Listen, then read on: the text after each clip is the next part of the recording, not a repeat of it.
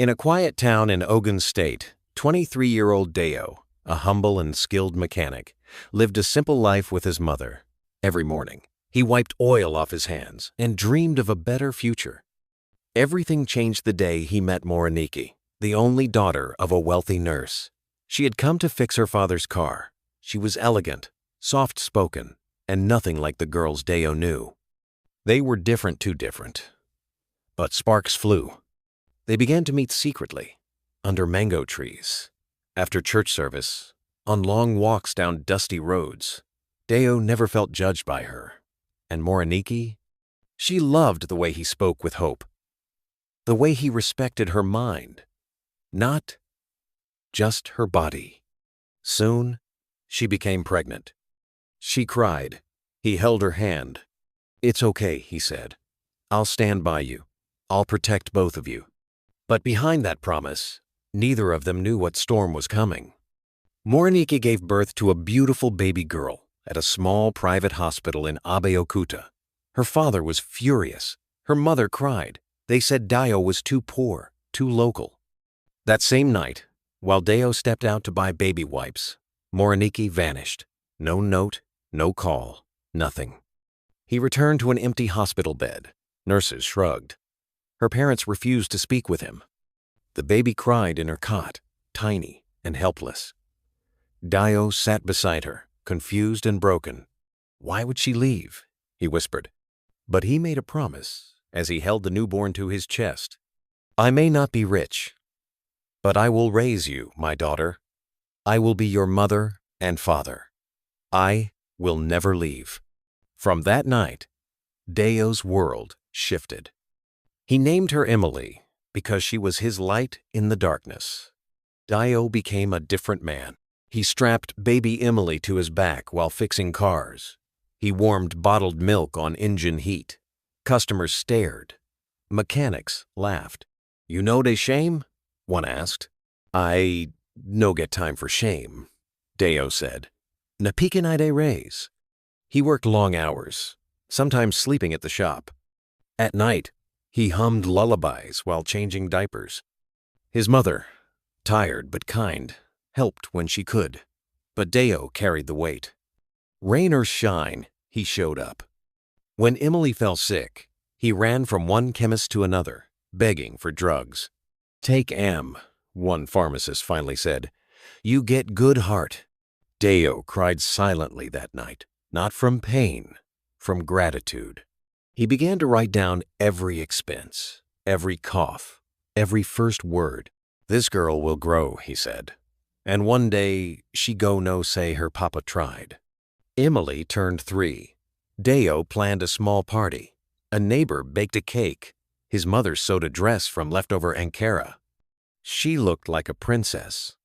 But something was missing. "Where is my mummy?" Emily asked. Deo's smile froze. He knelt beside her and said, "She's not here, my light, but your daddy is." That night, after guests left, Deo sat alone. He opened an old photo of Moriniki on his phone. "She didn't even call," he whispered. Emily came and climbed on his lap. "Don't cry, Daddy," she said. He hugged her tightly, hiding tears. From that day, he stopped hoping Moriniki would return. Instead, he focused on raising a girl who would never feel abandoned. 10 years passed. Deo had built a name. His auto shop was now a proper garage. Emil was smart, kind, and top of her class. Life had become stable, peaceful, until one Saturday afternoon. A black SUV pulled up in front of the shop. The door opened. It was Moriniki, still beautiful, dressed in gold. "I want to see my daughter," she said. Deo stood still. "You want to see who?" "Emily. I'm her mother." Pain rose in his chest like fire. "You left her," he shouted. "You didn't even look back." Moriniki stepped closer. "I've changed. I'm ready to take her now." Deo shook his head. "She's not a suitcase you left behind. She's my child. You don't just appear and claim her like property." Moriniki's face hardened. "This isn't over," she said. Moriniki came again the next day, this time with a lawyer. "I only want joint custody," she said, her voice calm but cold. Dayo's heart pounded. "Where were you when she cried from fever at night? When she begged for school shoes?" The lawyer interrupted. "Mr. Dayo, we can settle this peacefully." But Emily stood behind her father, clutching his shirt. "I don't know her," she whispered. Dayo bent down, kissed her forehead. "She's your mother by blood," he said softly. "But I am the one who stayed." That night, Dayo stared at the ceiling, wrestling with fear. Could he lose her? He walked to his mother's room. "Mama, I'm scared." She took his hand. "Blood may create children, Dayo, but love raises them, and love is louder in court than silence." Dayo knew what he had to do. Fight with love, not hate. Court day came. Dayo wore his only suit. Emily wore the same white dress from her birthday. Moriniki sat across the room, confident, polished. The judge asked simple questions. "Moriniki, why did you leave?" She hesitated. "I was scared. My parents forced me. I thought they'd raise her." "Did you ever call? Number? Did you send support?" Silence. Then Dayo was asked, "What have you done for your daughter?" He opened a faded notebook pages filled with notes. First fever, first smile, first school bill. The courtroom went silent. "I may not have money," he said, "but I've been her father every single day." Emily stood suddenly. "I want to stay with my daddy." Morinike's lips trembled. But the judge had heard enough. Custody stayed with Dayo. Moriniki left in tears. Emily hugged her father tight. "Thank you for fighting for me." He whispered back, "You were always worth it." Days turned into weeks. Moriniki never came back again. But Dayo found an envelope on the gate one evening. Inside were letters, pages of apology. Regret. "I watched you two at the market. She looks like me, but she walks like you. I know I can't change the past. I just want her to know I'm sorry." Dayo sat quietly. He never showed Emily the letters. "Not yet. She deserves peace, not confusion," he said. Instead, he began to write his own letters to Emily. One each birthday. One for her future wedding. One for the day she becomes a mother. He sealed them in a wooden box. "Someday," he said, "she'll know the full story, not the pain, but the love." Years passed. Emily grew into a confident, brilliant woman. She got a scholarship to study law. One day, she returned home, glowing with excitement. "Daddy, I'm getting married."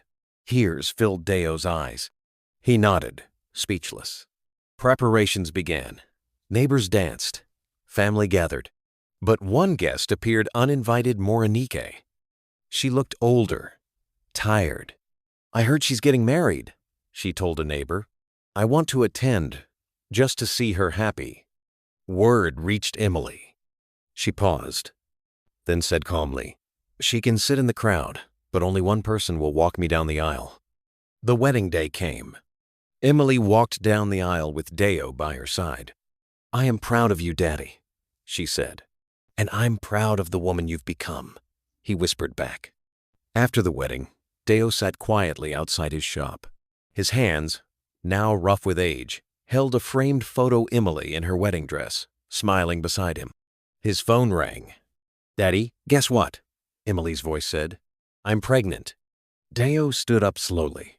"Ah, God, thank you." 9 months later, a baby girl was born. At the naming ceremony, Emily stood up to speak. "She will be called Daya Morini, a name from two hearts. Daya, from my father Dayo. Morini, to honor the woman who gave me life but couldn't stay." Tears flowed freely. Dayo held his granddaughter, heart full. This time, no one left. No one vanished. Love had stayed. And love had won. The story of Deo and Emily reminds us that love is shown through presence, not just through birth. While Moronike gave life, it was Deo who stayed, who carried the weight, wiped the tears, and gave his all. Real parenting is measured by sacrifice, not biology. Deo's quiet strength teaches us that love is not loud. It's shown in daily effort, in missed meals, in patched clothes, in notebooks full of memories no one asked him to keep. His hands grew rough, but his heart remained soft. Emily's journey teaches us that forgiveness doesn't mean returning to what hurt us. You can forgive and still choose peace. Healing doesn't always mean reopening the door. Moronike's return showed us that regret comes too late when presence is absent. Honor isn't in titles or wealth. It lives in consistency, in sacrifice, in staying. And in the end, the baby named Daya Moreni carried both names, a child born from a broken story, but carried by love that refused to let go. Love stayed, and love won.